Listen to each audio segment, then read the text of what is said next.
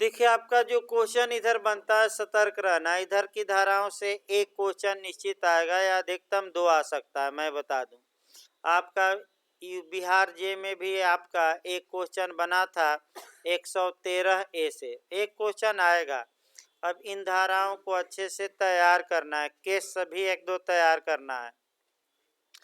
देखिए, धर्मता का निर्धारण किस धारा के तहत होता है? 112 के तहत।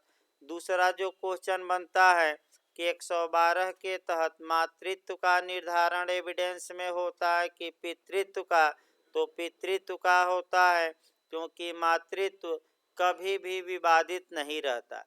जो माता अपने गर्भ से बालक को जन्म दी है, चाहे वह कुंवारी हो, चाहे वह विवाहित हो या विधवा हो, वह सदैव उस बालक की माता मानी जाएगी। लेकिन पितृत्व को लेकर ही विवाद उत्पन्न होता है। ऐसी दशा में कानून पितृत्व के बारे में निश्चायक सबूत की उपधारणा करता है, अकाट्य तर्क की उपधारणा करता है। और बेयर एक्ट में क्या कहा गया, अब ये देखिए, यदि किसी पुरुष और स्त्री के बीच विवाह हुआ हो, यानी कि उदाहरण भी बना लिया जाए, ए तथा ए पुरुष हैं और बी स्त्री हैं, इनके बीच क्या हुआ है? मैरिज। ये विवाह अवैध न हो बल्कि क्या हो? वैध हो। इसका मतलब कि एनडी तिवारी का मामला इस धारा से गवर्न नहीं होगा, जो आपका, क्योंकि उन्होंने विवाह किया ही नहीं था स्त्री से। इसका मतलब ये हुआ कि 112 तभी लागू होगी जब स्त्री और पुरुष के बीच जो मैरिज हुआ हो वह सही हो, यानी कि सही हो। सही का मतलब क्या हो? वैलिड हो, वैध हो। शून्य विवाह में नहीं, याद रखिए, अवैध में नहीं। विवाह के कायम रहने के दौरान उस स्त्री को शिशु पैदा होता है, तो यह इस या विवाह के कायम रहने के दौरान उस स्त्री को कोई शिशु पैदा होता हो या विवाह के विघटन यानी कि डाइवोर्स के बाद होता हो, लेकिन समय याद रखिए कितने दिनों के अंदर? 280 दिन के अंदर। और इस बीच उस स्त्री ने रीमैरिज या पुनर्विवाह न किया हो, तो ऐसी दशा में इस शिशु का धर्मज पिता वह पुरुष माना जाएगा जिससे वह स्त्री विवाहित है या विवाहित थी। हैं हम किसके लिए बता रहे हैं? विवाह कायम है। और विवाहित थी का मतलब क्या हुआ? जिससे विवाह हुआ था, लेकिन अब विवाह क्या हो गया है? विघटित। अब एक नियम और जानना है, यह धारा एक अपवाद भी स्वीकार करती है, यानी कि ठीक है, कंक्लूसिव प्रूफ है, लेकिन इस धारा में एक अपवाद है। इस निश्चायक सबूत का पक्षकार खंडन कर सकते हैं यदि वे मामला एक्सेप्शन में ला देते हैं। अपवाद ये कहता है कि जिस समय संसर्ग हुआ होगा, यानी कि पति पत्नी में रिलेशन बना होगा, उस समय पति पत्नी यानी कि उस पुरुष और स्त्री की पहुंच एक दूसरे के पास नहीं थी, यानी कि इस उपधारण निश्चायक सबूत का खंडन किया जा सकता है। क्या साबित करके? पहुंच का न होना। पहुंच का न होना ये एक अपवाद है। अब यहाँ जो आपका पूछा जाता है कि ये उपधारणा कब नहीं की जा सकती, तो ये उपधारणा शून्य विवाह में भी नहीं होगी। अगर आपका विवाह विघटित हो गया और विघटन के पश्चात स्त्री ने रीमैरिज कर ली, तब भी नहीं लागू होगा 112। अगर विवाह विघटित हो गया और 280 दिन के बाद कोई स्त्री को बच्चा पैदा हुआ, तब भी 112 अप्लाई नहीं होगी। और अंतिम, अगर ये साबित कर दिया जाए कि पक्षकारों की पहुंच परस्पर उस समय नहीं थी जब इनके बीच संसर्ग हुआ होगा, तब भी 112 लागू नहीं होगी। अब ये जो पूछा जाता है डीएनए टेस्ट का ही मामला आकर अटक जाता है। देखिए, नसबंदी भी इस उपधारणा का खंडन नहीं कर सकती। पुरुष की नसबंदी हुई और बच्चा पैदा हो गया स्त्री को, तो पुरुष ये नहीं कह सकता कि हमारी नसबंदी हुई थी, ये कैसे बच्चा हो गया, ये भी आपका नहीं माना जाएगा। यानी कि भले वास्तव में बच्चा दूसरे का हो, लेकिन पिता वही माना जाएगा जो पति हैं। ये समाज की आधारशिला है। ये सिद्धांत पब्लिक पॉलिसी पर आधारित है। अगर ये सिद्धांत नहीं रहता तो रोज पिता कहता कि ये दूसरे का बच्चा है और रोज घर में क्या होता, विवाद। इस विवाद के निपटारे के लिए ये धारा बनी है। ऐसी दशा में अब डीएनए टेस्ट आप लोग जानते हैं, दूध का दूध और पानी का पानी कैसे हो जाएगा। डीएनए टेस्ट तो आपका पोछी राम का केस आया, सतर्क रहना है। अब क्वेश्चन का मॉडल अच्छा देखिए, नोट्स में है भाई। जिसके पास भाई नोट्स ना हो, नोट्स ले ले। मंगवाया गया, हमारे पास भी समाप्त हो गया है, तो आज फ़ोन करके मंगवाया गया, शाम को आ जाएगा। एविडेंस का नोट्स, संविधान का, सीआरपीसी का और आईपीसी का कुछ नोट्स हैं और कुछ सुबह लिखवाया जा रहा है, मैंने शाम वाले में, तो आपका उसको प्रोवाइड कराया जाएगा। लेकिन फिर एक बार याद रखिए, डीएनए टेस्ट का आदेश, यहीं आपको सतर्क रहना है और यहीं क्वेश्चन आपका गलत हो सकता है। सामान्यतः डीएनए टेस्ट का आदेश नहीं देगा, क्योंकि न्यायालय जाल फेंक कर मछली पकड़ने का काम नहीं कर सकता। यानी कि अगर डीएनए टेस्ट का सामान्यतः आदेश नहीं दिया जाता, अर्थात न्यायालय जाल फेंक कर मछली नहीं पकड़ सकता। पहले ये साबित ही करना होगा कि जिस समय संसर्ग हुआ था, उस समय पक्षकारों की पहुंच, यानी कि उस स्त्री और पुरुष की पहुंच एक दूसरे के पास नहीं थी। अगर ये पहले साबित किया जाता है, तब न्यायालय चाहे तो डीएनए टेस्ट का आदेश दे सकता है। पहला क्या साबित करना पड़ेगा? पहुंच का न होना। तब डीएनए टेस्ट का आदेश देने के लिए बाध्य न्यायालय की दे सकता है। डीएनए टेस्ट करवाने के लिए किसी भी पक्षकार को बाध्य नहीं किया जा सकता कि आप डीएनए टेस्ट करवाइए। अर्थात इसका मतलब ये हुआ कि 112 का जो निश्चायक सबूत या अकाट्य उपधारणा है, ये उपधारणा डीएनए टेस्ट के अधीन है। इसका मतलब एक लाइन यूपीएपीओ का मॉडल है कि डीएनए टेस्ट के अधीन रहते हुए धारा 112 की उपधारणा निश्चायक सबूत होगी। लेकिन डीएनए टेस्ट कब दिया जा सकता है? जबकि पक्षकार पहले ये प्रूफ करें कि हमारी पहुंच नहीं थी। अब पहुंच नहीं थी का एक दो उदाहरण देखा जाए, और इसी में आपका एक दो उदाहरण अच्छे देखना। देखिए, आपका पहुंच नहीं था का दो तीन उदाहरण बताया जाए कि कब माना जाएगा कि पहुंच था और कब माना जाएगा कि पहुंच नहीं था। लेकिन पहले उदाहरण देखिए, ए और बी के बीच विवाह हुआ और विवाह के 1 मिनट बाद ही सी को शिशु पैदा हो गया, और तो 112 कहती हैं कि इस शिशु का धर्मज पिता कौन होगा? ए। भले 1 मिनट बाद ही शिशु पैदा हो या 5 माह बाद पैदा हो। मान लीजिए ए बी में डाइवोर्स हो गया, और डाइवोर्स के कितने दिन के अंदर, 280 दिन के अंदर बी को शिशु पैदा होता है, तो उसका पिता भी ए माना जाएगा। लेकिन कब? जब बी ने रीमैरिज या किसी अन्य पुरुष से पुनः विवाह। अब समस्या देखिए, तीसरी बनाई जाए।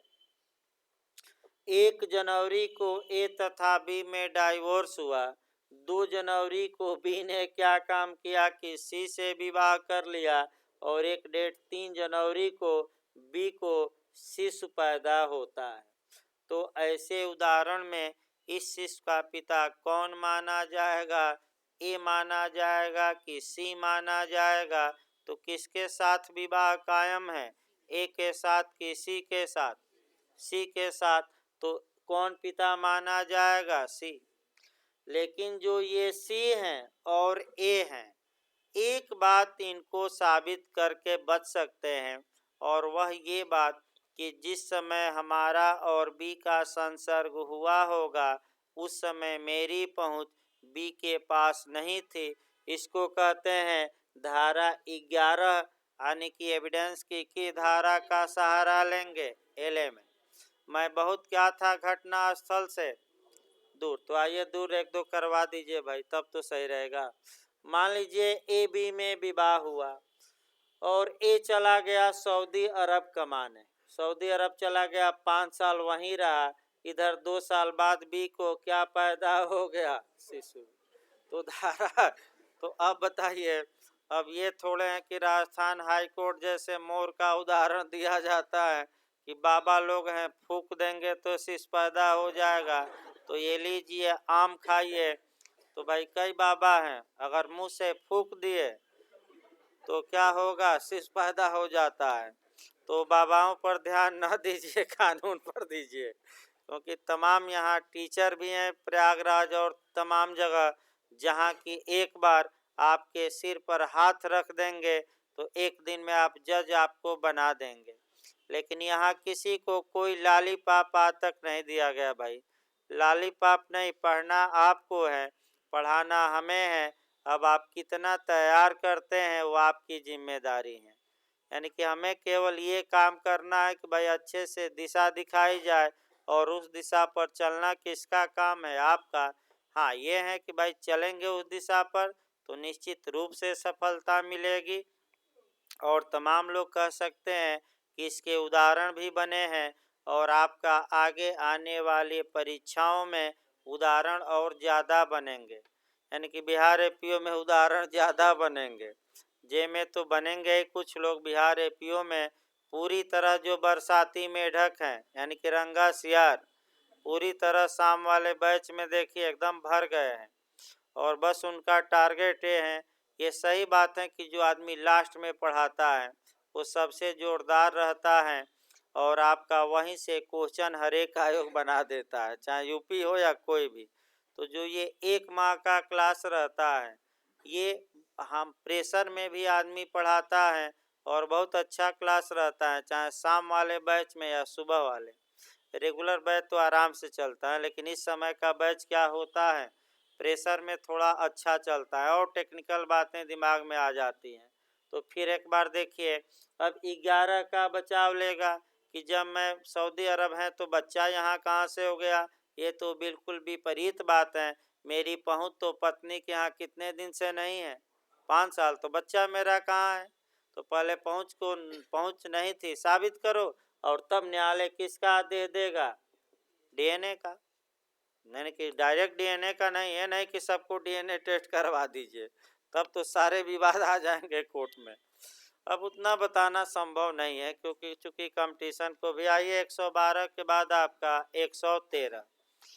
113 इंटरव्यू में भी बनती हैं भाई। क्वेश्चन इंटरव्यू में ये बना है कि एविडेंस की कौन सी धारा ऐसी है जिसका अब साक्ष्य में कोई महत्व नहीं है। ये इंटरव्यू में बना है, कई लोग चकरा गए। तो एक ही धारा है, कौन सी? 113, जिसका अब एविडेंस में कोई महत्व नहीं है। क्यों महत्व नहीं है?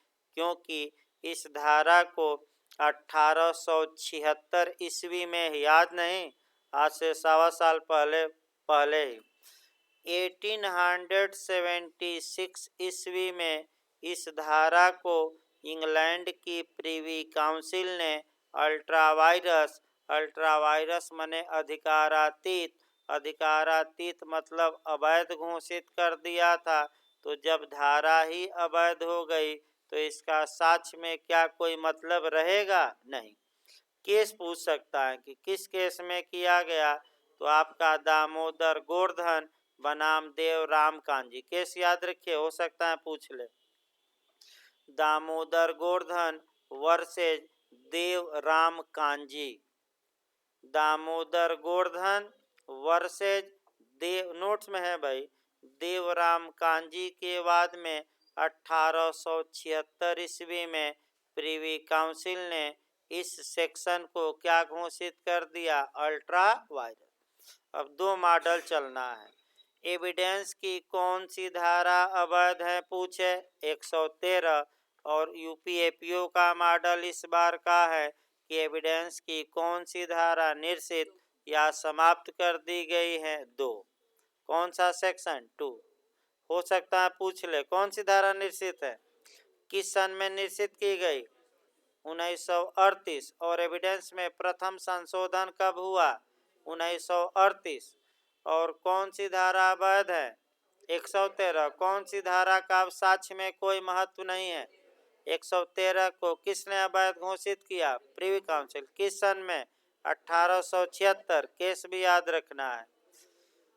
आगे देखिए भाई, 113A। 113A नोट्स में है, कुछ नोट्स का भी सहारा लीजिएगा भाई, कुछ शॉर्टकट किया जाए। 113A में बिहार में इस बार जे में आया, 113A बिहार जे में आया।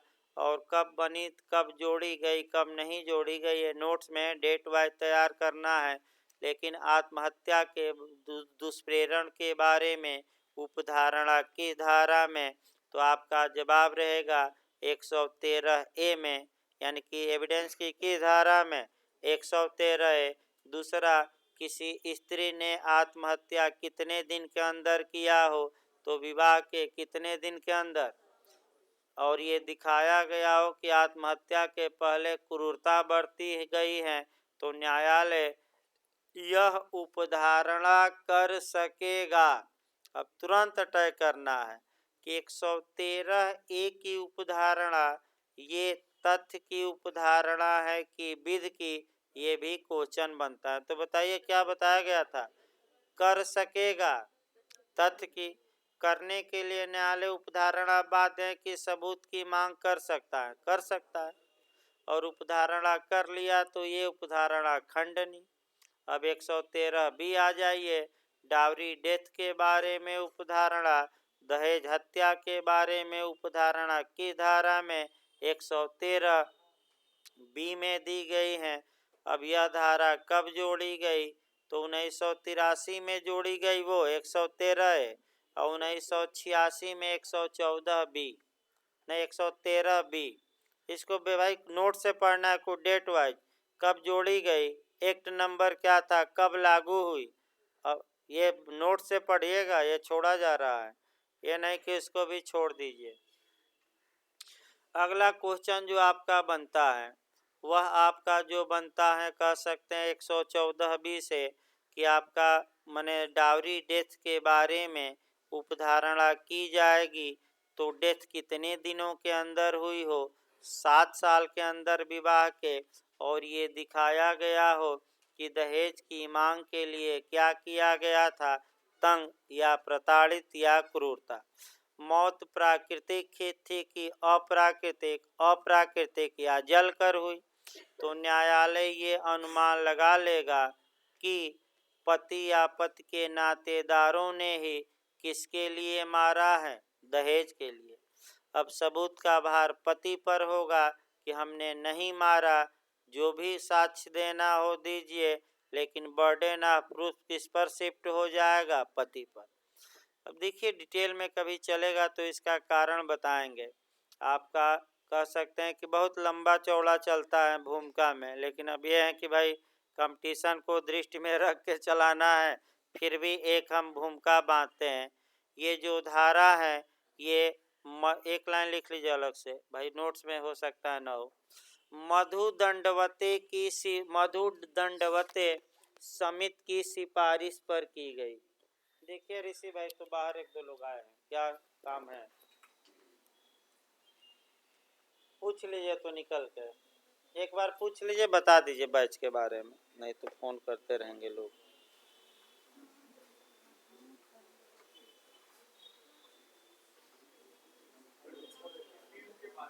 हाँ, नंबर ले लीजिए, 1 बजे हम फ़ोन करेंगे आपको। नंबर ले लीजिए, अभी क्लास चल रहा है। 1 बजे फ़ोन करिए भाई, 1 बजे फ़ोन कर लीजिएगा। देखिए भाई आगे, यहाँ से एक उदाहरण, कम से कम भूमिका एक आपका क्वेश्चन बन सकता है। कब जोड़ी गई, कब लागू हुई, ये रट कर जाइएगा नोट से, वो छोड़ा जा रहा है डेट। आगे देखिए, एक आपका यहाँ पूछा जा सकता है नया क्वेश्चन कि यह धारा किस समिति की सिफारिश पर जोड़ी गई, ये नया क्वेश्चन आ सकता है। तो मधु दंडवते समिति की सिफारिश पर लिख लीजिएगा। 114 113 भी किस समिति की सिफारिश पर जोड़ी गई, तो आपका क्या जवाब रहेगा? मधु दंडवते समिति। ये समिति बनी थी, इसने सिफारिश किया। अब आइए इसको हल्का सा 1 मिनट देखा जाए भूमिका। देखिए, जो हस्बैंड, हस्बैंड का मतलब होता है आपका पति, और इंग्लिश में होता है बॉडीगार्ड। यानी कि इसका मतलब बॉडीगार्ड का मतलब रक्षक। बॉडीगार्ड का मतलब क्या हुआ? रक्षक। तो कहावत कही जाती है कि जब रक्षक ही भक्षक बन जाए तो कोई समाज को बचा नहीं सकता। अर्थात जैसे कि समाज के रक्षक पुलिस वाले हैं, अगर वही भक्षक बन जाए तो कोई बचा नहीं सकता, कोर्ट वोट कुछ कर नहीं सकती।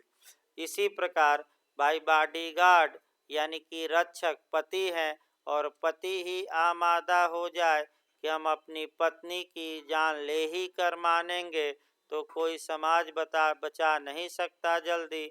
ये भी याद रखिए। अब ये है कि एक कल्पना करिए कि दूर दूर विवाह हो रहे हैं और स्त्री अकेले हैं और पति और उसके नातेदार केवल हैं। अब स्त्री मर गई, एक तो सूचना भी जल्दी नहीं देते, अंतिम संस्कार के बाद सूचना देते हैं, और कभी काल तो जब तेरही बीत जाती है तब सूचना देते हैं। तो कल्पना एक करिए, क्या पति या उसकी माता या पति का भाई साक्ष्य देंगे कि हमने मारा? नहीं, और बाइज्जत बरी हो जाते थे। तो ये हुआ कि अब पति बताए कि कैसे स्त्री मरी, मैंने बर्डन ऑफ प्रूफ अभियोजन से किस पर शिफ्ट कर दिया गया? पति या पति के नातेदारों। वैसे कम सजा मिल रही है, क्योंकि लास्ट में जो स्त्री के घर वाले रहते हैं, समय बीतने के बाद जो बदला लेने की भावना है, न्याय दिलाने की, वो कमजोर पड़ती जाती है। इसीलिए इसका भी स्पीडी ट्रायल होना चाहिए। हमारे हिसाब से भावना कम हो जाती है, वो अलग बात है भाई। अब कभी बताया जाएगा डिटेल में, बहुत कहानियां हैं, लेकिन अब ये है कि भाई समय नहीं है, नहीं तो 2-3 कहानी और इस पर बताते। और नियम आपका शांति का केस याद रखना है, और शांति मरी थी। शांति का केस याद रखना है डावरी डेथ में। कौन सा? शांति का। बस ये शांति आ जाए तो अशांति कर दीजिएगा 113 बी में। अब आइए 114। 114 तथ्य की उपधारणा से संबंधित हैं, और आपका न्यायालय को एक विवेकाधिकार देती है कि न्यायालय किसी तथ्य की उपधारणा कर सकेगा।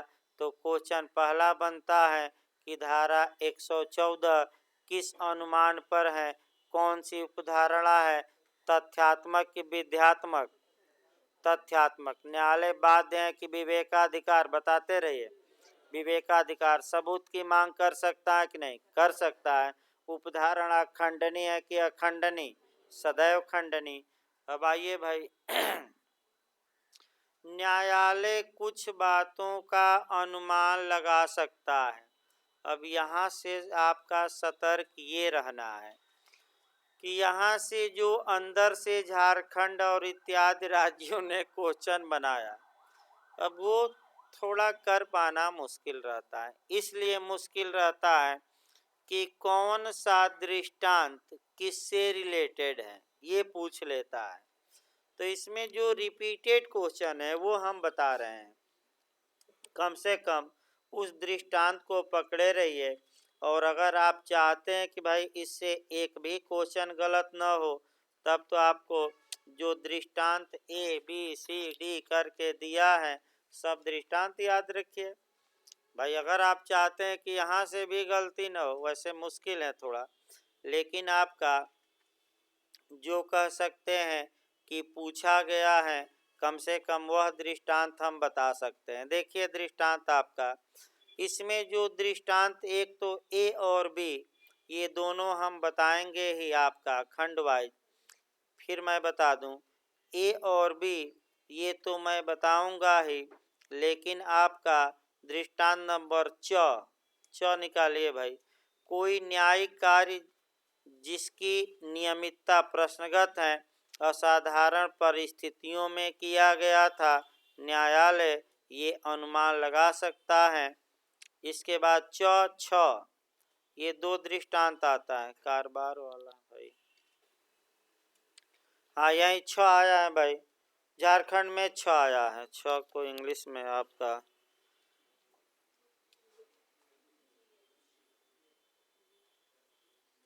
एच, ये नहीं जी है भाई।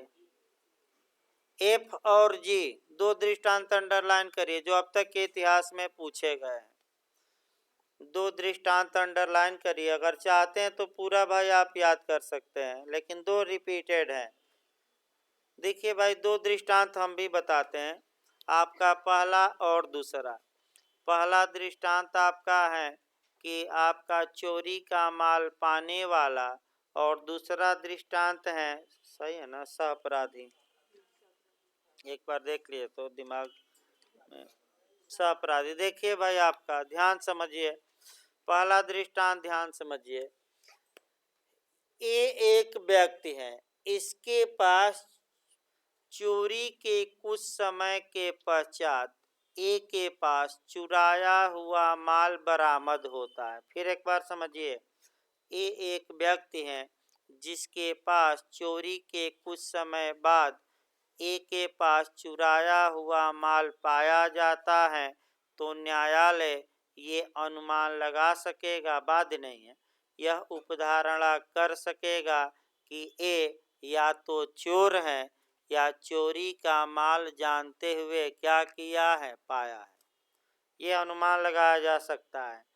दूसरा दृष्टांत है कि न्यायालय अनुमान लगा सकता है कि सह अपराधी विश्वास के योग्य नहीं है जब तक कि उसकी बातों की किसी अन्य साक्ष्य से क्या न हो जाए पुष्टि।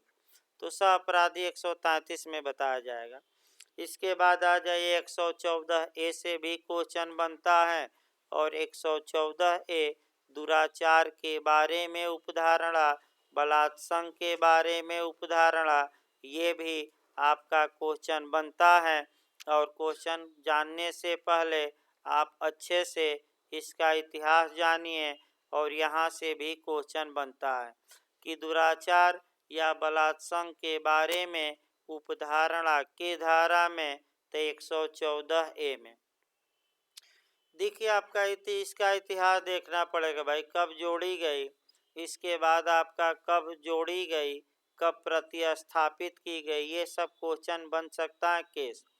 तो आपका तुकाराम का केस याद रखिए, तुकाराम नोट्स में है भाई, Tukaram versus state of Maharashtra, यानी कि तुकाराम का केस लीडिंग केस है, और इसी केस के आधार पर इस केस में दिए गए जजमेंट को सेटेसाइड अपास्त करने के लिए ही यह धारा जोड़ी गई।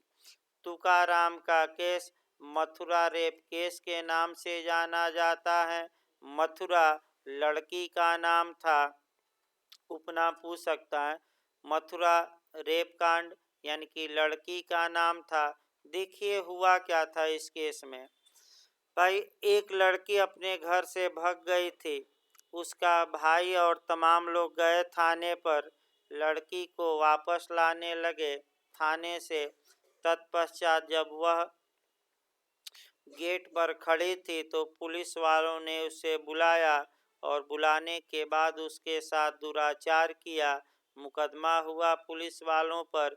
पुलिस वाले कह रहे थे कि इनकी सम्मति थी, अतः ऐसी दशा में, हाँ अब स्त्री को साबित करना स्त्री को साबित करना पड़ता था कि इस कार्य के लिए मेरी सम्मति नहीं थी, और स्त्री ये साबित करने में विफल रही, और बाइज्जत पुलिस वाले क्या हो गए, बरी।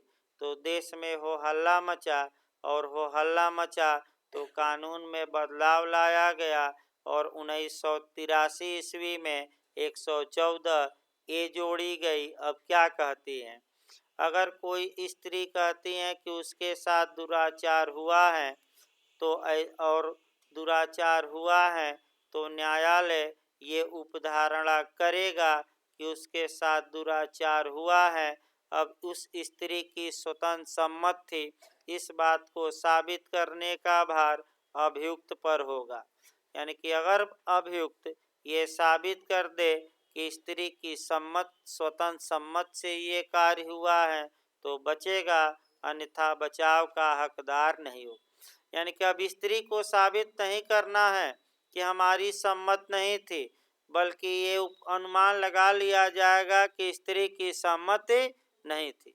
लेकिन ये कब, जब स्त्री कहती है कि हमारे साथ ये काम हुआ और हमारी सम्मत नहीं थी, तब ये न्यायालय अनुमान करेगा, उपधारणा करेगा कि अभियुक्त ने सम्मत के बिना इनसे ये कार्य किया है, और अभियुक्त को साबित करना होगा कि इनकी सम्मत थी।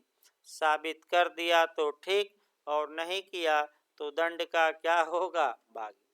इसी में जब ज़्यादा दिन बीत जाते हैं तो इसमें भी 3-5 होने लगता है, और 3-5 जैसे तेल वाले हमारे बाबा हैं, सबके बाबा हैं, देखिए 3-5 होने लगा और मुकर गई पीड़िता कि हम मुकर गए, तो मुकर गई तो मिथ्या कथन क्यों दी भाई, इतना बवाल हुआ, पूरा मने हंगामा मचा, और बाद में तुम जाकर क्या कर रही हो, मुकर गई।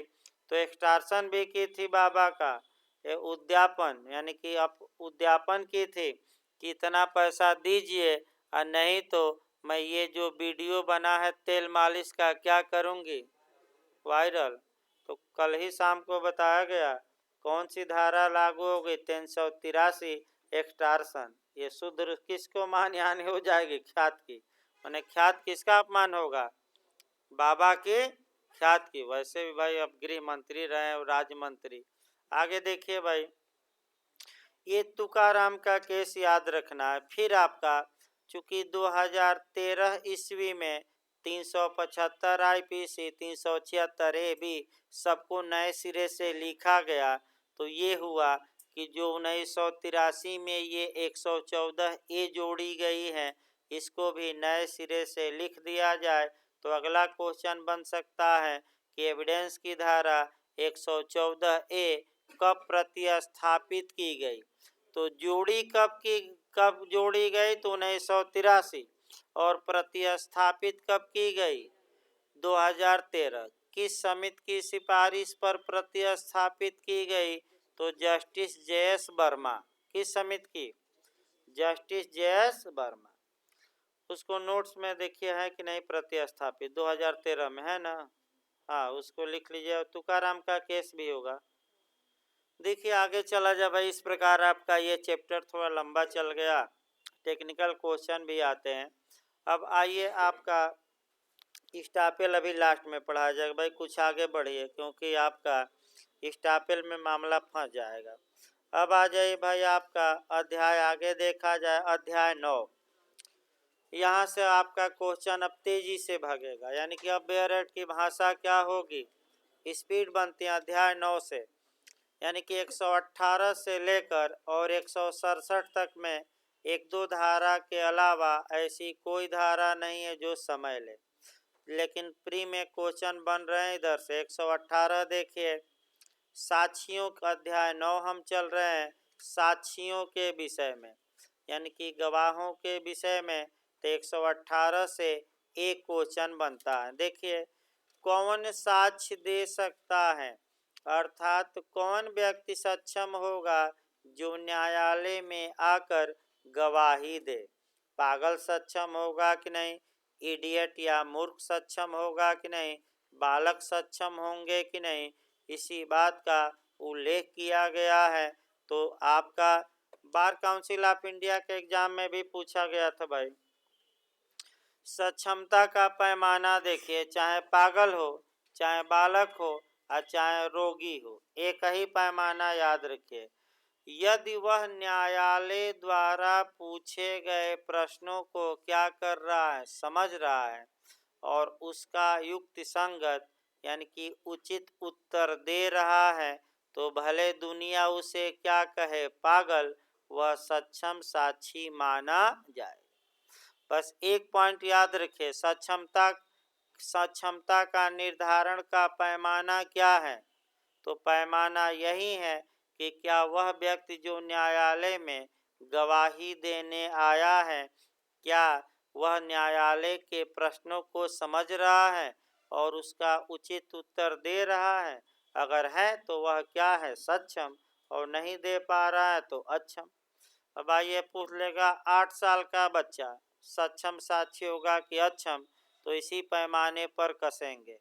आप ये देखेंगे कि यदि वह न्यायालय द्वारा किए गए प्रश्न को क्या कर रहा है, समझ रहा है और उसका उत्तर सही सही युक्त संगत दे रहा है तो सक्षम, और नहीं समझ पा रहा है, पूछा जा रहा है पिता का नाम तो बता रहा है माता का, पूछा जा रहा है किस देश में रहते हो तो बता रहा है जापान, तो भाई कहाँ समझ रहा है, उस प्रश्न ने पूछा कुछ और। जैसे कि यहाँ एक लड़का एक समय आया था इंक्वायरी करने, तो पूछा गया कि किस जिले के हैं, तो बता दिया पटना, जबकि था जौनपुर। गांव का नाम पूछा तो जौनपुर जिला बता रहा था। तो एक दो लोग उसके परिचित के थे, कहे कि ये थोड़ा क्या है, दिमागी रूप से डिस्टर्ब है। तो भाई हुआ कि अब क्या किया जाए, तो यानी कि सही, बस एक पैमाना याद रखिएगा, यही मैं बार बार बता रहा हूँ कि आपका प्रश्न समझना और उसका सही सही या उचित उत्तर देना, चाहे बालक हो या चाहे बूढ़ा हो या मन का रोगी हो या क्या हो, शरीर का रोगी।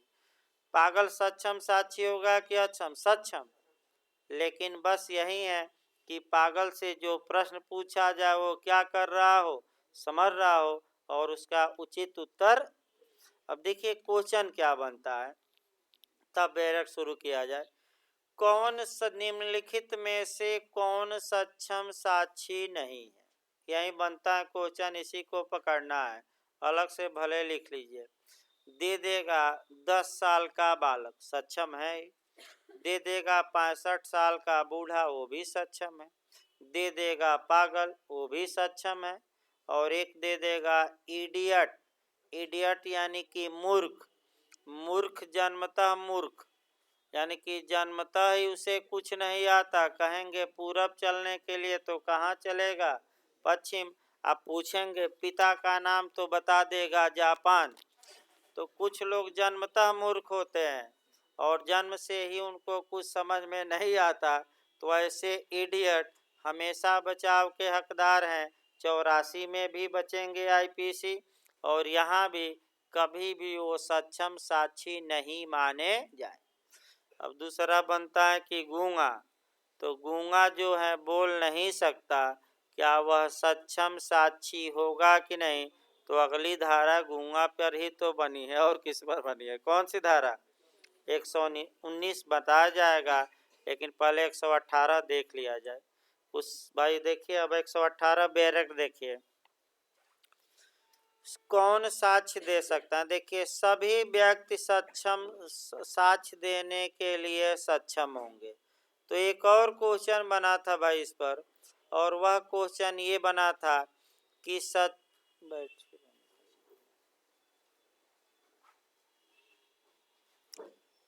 देखिए एक और क्वेश्चन इस पर बनता है, सक्षमता। तो सामान्य नियम ये है कि न्यायालय जितने भी लोग गवाही देने आए हैं सबको क्या मानकर चलता है, सक्षम। ये गवाही देने में क्या है, सक्षम। अगला देखिए, जब तक कि न्यायालय का यह विचार न हो कि कोमल वयस, कोमल वयस माने छोटे छोटे बालक, कोमल वयस ना है तो लिख लेना है क्या, छोटे बालक। अतिवार्धक्य, अतिवार्धक माने क्या हुआ, अधिक बूढ़ा, ना है तो लिख लेना बैरक पर। कोमल वयस यानी कि छोटा बालक, अतिवार्धक्य मतलब क्या? बूढ़ा। शरीर या मन के रोग, यानी कि शरीर का कोई रोग किसी को है, मन का रोग है, या इसी प्रकार के किसी अन्य कारण से वे उससे किए गए प्रश्नों को समझने से या उन प्रश्नों के युक्ति संगत उत्तर देने से निवारित हैं। निवारित हैं मतलब कि ये दे नहीं सकते। अब बताइए, अगर बच्चा है, बूढ़ा है, मन का रोगी है या शरीर का रोगी है, पागल है, अगर ये न्यायालय द्वारा किए गए प्रश्नों को क्या हो रहे हैं, समझ रहे हैं और इनका क्या दे रहे हैं उचित उत्तर, तो ये सक्षम, और नहीं तो अक्षम, भले रोगी हो। पागल के बारे में स्पष्टीकरण बताता है, पूछा जाता है, स्पष्टीकरण अंडरलाइन कर लेना है कि कोई पागल व्यक्ति साक्ष्य देने के लिए अक्षम नहीं है जब तक कि वह अपने पागलपन के कारण उससे किए गए प्रश्नों को समझने और उसका उचित उत्तर देने से निवारित न हो। तो पागल सक्षम होगा कि अक्षम? सक्षम। कब अक्षम होगा? जब वह प्रश्न को समझ नहीं पा रहा और कैसा उत्तर नहीं दे रहा, उचित। यही पॉइंट पकड़ना है। 119 से खूब क्वेश्चन बनता है। यूपीजे में पिछली बार 2 क्वेश्चन बना और लगातार बनता है 119 से। यूपीजे में पिछली बार 119 से 2 क्वेश्चन बना था और 1 क्वेश्चन निश्चित बनता, इसमें कोई शक नहीं है। 119 में पहले देखिए, डम्ब विटनेस। डम्ब विटनेस यानी कि मूक साक्षी। मूक साक्षी यानी कि मौनी बाबा पर एक उदाहरण दिया जाए। एक बाबा हैं, आपका मौन ये प्रण किए हैं कि मैं 5 साल तक क्या रहूँगा, मौन धारण करूँगा, बोलूँगा नहीं। तो बताइए, बाबा बोलेंगे नहीं तो कैसे अपनी बात कहेंगे? या तो आसाराम जैसे उंगली उंगली हिलाकर, डांस करके, यानी कि इशारा करके ऐसे ऐसे आसाराम करते थे ना।